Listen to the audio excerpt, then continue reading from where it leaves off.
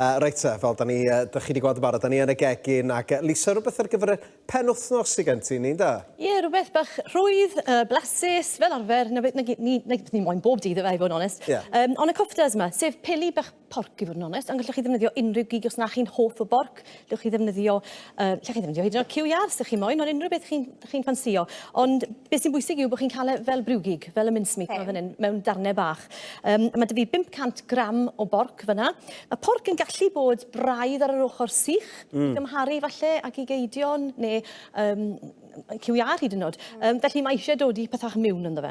Ac i ddechrau gyda, mae eisiau blas, felly mae gyda fi llwyau bach yma fan hyn, llon llwy de. Mae rai fi gyfala, dwi riod wedi coginio gyda brewgig porc o blaen. Dwi riod wedi coginio porc o blaen. Waw! Wel, dyma gyfle. Ffoni off fel hyn. Llon llwy de o oregano, allwch chi ddefnyddio parsley neu chymod beth chi moyn. Hwn sy'n bwysig, yr cumin, a fi'n defnyddio cumin yn ymal. Fi wedi dod mewn efo sawl gwaith o'r blaen, a fi'n mynd wedi 2 llon llwy de, ac ar ôl blasu rhain, fi'n credu hyd yn oed 2.5. Mae'n rhoi real kick, mae just blas mor ffein gyda fe, mae'n ddeiarol, mae fe'n twymo chi, mae'n grate. A wedyn bach o bybur di, felly falle hanner llond llwy de o bybur di. Fi'n gwybod yn edrych... Faint o'r un o frwgig sy'n angen i wneud faint? Byddai hwn yn wneud 8 tua'r maint sydd gyda fi yn y ffimpan fyna. Dyw'r hynna ddim ar skewer i to, a mae'r rheswm am ni, ond tua 8. So, teulu 4, 2 bob person. Ond yn amlwg, llwch chi'n neud rhoi bach i blant, llwch chi'n neud efo seis i oedolion, llwch chi'n neud rhoi bach twt, llwch chi'n neud, chymod, melan i chi. Llwch chi hyd yn oed nhw fel peli porc, i ddod i mewn saws tomato neu rhywbeth fel yna. Does dim rhaid dod i nhw ar y skeweri. Felly, bach o halen, hanner llon llwy de o halen fyna hefyd. A fi'n mynd i 2 ewyn o arlleg.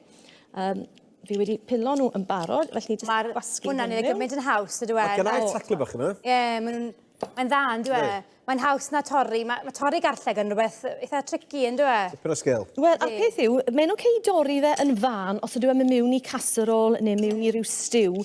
Ond y peth yw, fan hyn nawr, maen nhw'n mynd i aros, os nhw'n mynd i fod yn tynheidiau mawr, byddwch chi'n cael tamed mawr. Chi moyn i fynd trwy'r gymysgedd i gyd. Felly, gyda'ch dilo, neu llwy, gartre dyn ni'n defnyddio'n dilo, ond mae'n mynd i fod braidd yn lletwydd. O, sy'n os e. Mewn ar dilo. Mae'r unig ffordd... Ti di newid y feddwl? Neu defnyddio peiriant prosesydd bwyd, wrth gwrs, i gyfuno'r cyfan. A mae'n bwysig wneud hyn am eitha cyfnod, fel bod chi'n gallu gweld, fi dal yn gallu gweld le mae'r cumin a'r llysiau neu gyd fyna nawr, yr spice i gyd. Felly cadw fynd tan bod y cyfan wedi cyfuno. A mae ansawdd y cig yn newid hefyd yn rhywbeth. Odi, dych chi ddim yn cael... Y rheswm chi'n cael y siapau bach yna, wrth gwrs, mewn brewgig yw, dyna le mae chi'n ei wasgu trwy twllau y mincer. Felly, wrth wneud hyn nawr, chi'n cael gwared yr mwydon bach yna gyd, a mae'n dod yn un yn ansawdd, fel chi'n gweld fyna nawr, hollol yr un peth, oce? A beth dwi'n mynd i wneud, mae dy fi skewer i yn rhywle, le wedi dod nhw. So, un pren neu un metal, y rheswm dyw'r rhain ddim ar y skewer. Os y skeweri mawr dych chi, gewch chi ddim nhw mewn yn y ffrimpan. A dyna pham fi wedi dod i'r rhai yn y ffwrn hefyd. Ond dyma, os oes plant gyda chi gartre silicone neu bach o fes, neu rhywbeth i gadw nhw yn fysi, dyma le allan nhw i helpu. A mae chi'n gwasgu fe o gwmpas fel e? Gwasgu fe o amgylch y skewer. Mae mor rhwydd yna. Dyna gyd i ni wneud. Felly, beth dwi'n mynd i wneud nawr? Dwi'n mynd i gymryd rhain allan o fan hyn, ddod nhw ar y plat fyna, fe bod rhywle gyda fi i ddod i hwn lawr. Mae'n bwysig wrth gwrs gyda cig fel hyn, i gadw cig amrwd a cig wedi coginio wrth ei gilydd. Dyna'r peth mwyaf pwysig fi'n credu wrth coginio unrhyw gig fel hyn. A weles i darn bach yn hedfan fyna. Fel chi'n gallu gweld, mae'n dal ar yr un pren, mae lot fwy o friction ar yr un pren na'n metal. Chi'n gallu gweld yma hwn yn ffito? Felly, ddyn ni'n awgrymu rhai pren, maen nhw wedi cael rhad i brynu.